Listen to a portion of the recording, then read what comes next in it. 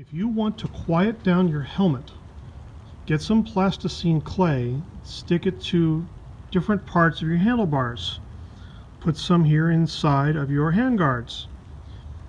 As you're riding at high speed, pluck off a piece of plasticine clay and stick it to your helmet.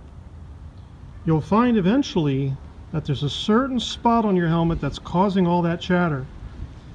You may find that you might have to ride with the clay stuck to your helmet at all times. But that's one of my big secrets. Use plasticine clay or putty to quiet down your helmet.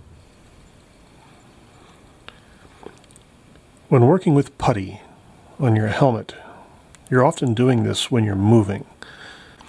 You can do some of the work when you're standing still, such as the area around the Bluetooth pod. But when it comes to, say, the gaps in your helmet or the area behind where the joint is, you have to do that while you're moving to find out where noise is coming from or where the buffeting is. So I'm going to try and zoom in on this here and see how close we can get. Sometimes when you're operating at high speed and you have an area of the helmet that's really bothering you, noise-wise, or maybe it's even vibrating. What you do is you take some putty, and you might do this when you're stopped. Squeeze it into the area that you feel that the noise is coming from, and just push it into the nook. And you might find that that noise goes away. Now, on a modular helmet, one of the problems is as you lift, some of that putty might move. And that's just going to be a fact of life for you. But there are areas where it doesn't move. This area around the pod, for example, is an area that never moves. Now I know this looks horrible. It looks disgusting, but I don't care about looks when I'm going, say, 75 miles an hour or faster. But it is important to know that a lot of the noise from your helmet comes from the area between the pod and the surface of the helmet. It can also come from something like this. It is shocking how much noise is generated from something that sticks out of your helmet, especially at high speed. These newer helmets aren't so smooth. They have a lot of little step downs that can create a lot of wind noise at highway speeds. Sometimes you need to stick on something like this to keep the wind moving smoothly over the helmet. It's interesting, what you can come up with when you experiment.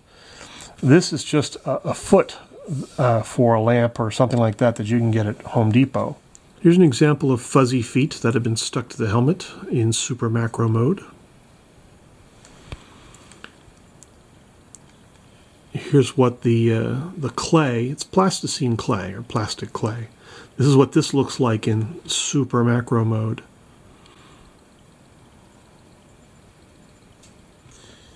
Inside the helmet, this is what my putty looks like inside the joint of the helmet.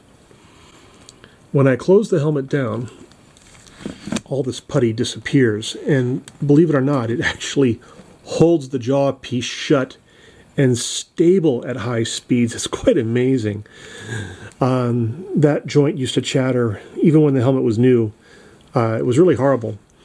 The jaw piece would just shake and vibrate as I got up to 100-mile-an-hour headwinds, which is really hard on me.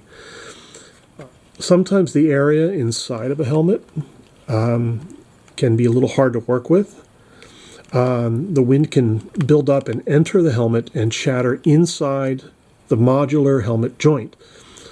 So this piece of putty here is inside the joint between the jaw piece and the back part of the helmet. So if I shut this, you can see how the joint closes over that. But believe it or not, wind gets up in here and creates all kinds of chattering issues. So what I sometimes do on these long rides is I push a blob of putty up high in there to block the wind so that it doesn't make any noise. This is the putty that goes around the back part of the jaw piece to keep the wind from chattering back there. I've even added some Gorilla Tape behind that. This is where the problem started and where the solution started. I started by adding Gorilla Tape, and I realized the more tape I added, the quieter the helmet got. Eventually, I went with this green putty, and then the helmet got a lot quieter. As I went from the pod to the jaw piece to behind the ear and above, I started to realize that I was really knocking down the wind noise in this helmet. The wind noise went from awful to manageable to pretty decent. You can see here that the putty still is below the function of the helmet. So you don't need to put a giant blob of putty up here, just enough to smooth out the transition from this plate to the back part of the helmet.